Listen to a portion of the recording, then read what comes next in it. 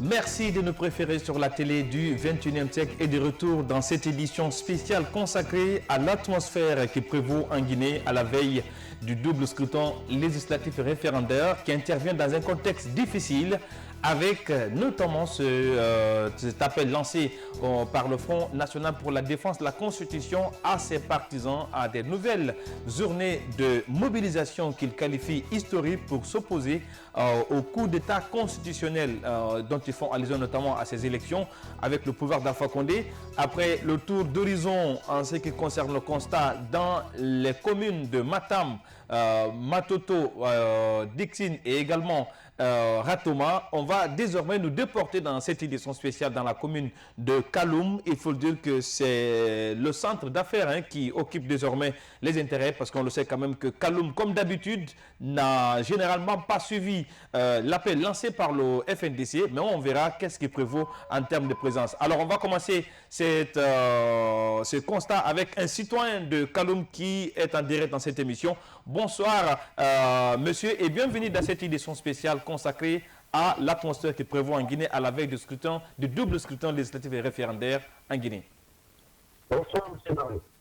Alors, dites-nous, vous êtes un habitant de Kaloum. Quelle est l'ambiance qui prévaut à Kaloum aujourd'hui avec cet appel lancé par le FNDC à ses partisans pour empêcher la tenue du double scrutin législatif et référendaire?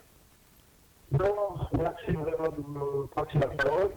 Maintenant, il faut savoir qu'aujourd'hui, Kaloum, c'est la capitale de Konaté, comme vous le savez. Et c'est là où le président il vit aujourd'hui. Donc, c'est une ville qui est vraiment sécurisée de 8 novembre jusqu'au port Boulbiné aujourd'hui.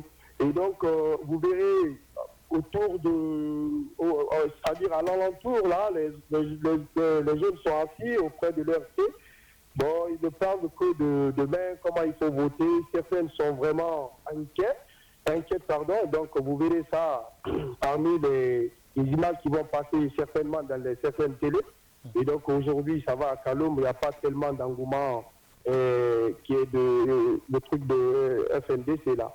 Alors, donc, il faut dire que pour ceux qui ont fréquenté la presqu'île de Kaloum à la veille de ce samedi, il y avait un dispositif sécuritaire énorme. Certains même avaient parlé d'une certaine secousse au sein de la population. Vous qui êtes de Kaloum, est-ce que vous vous sentez en sécurité avec notamment cette présence massive des forces de l'ordre?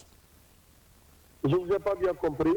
J'ai dit hier soir, vendredi, on a constaté la présence massive notamment des forces de l'ordre au niveau du pont 8 novembre. Vous qui êtes habitant de cette commune, est-ce qu'aujourd'hui vous vous sentez en sécurité avec cette présence massive des hommes en tenue?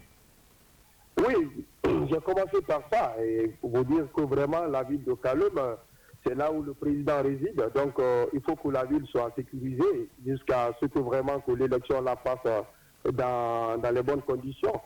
Et hier, là, comme vous le savez, il y a eu des rumeurs quelque part, soi-disant qu'au niveau de Kalfa Yaya, il y a des jeunes militaires qui ont commencé à tirer là-bas. Donc, du coup, ils ont envoyé maintenant des contingents au niveau de 8 novembre pour vraiment barricader ou mettre le barrage afin de ne pas que vraiment il y a de la pagaille en ville.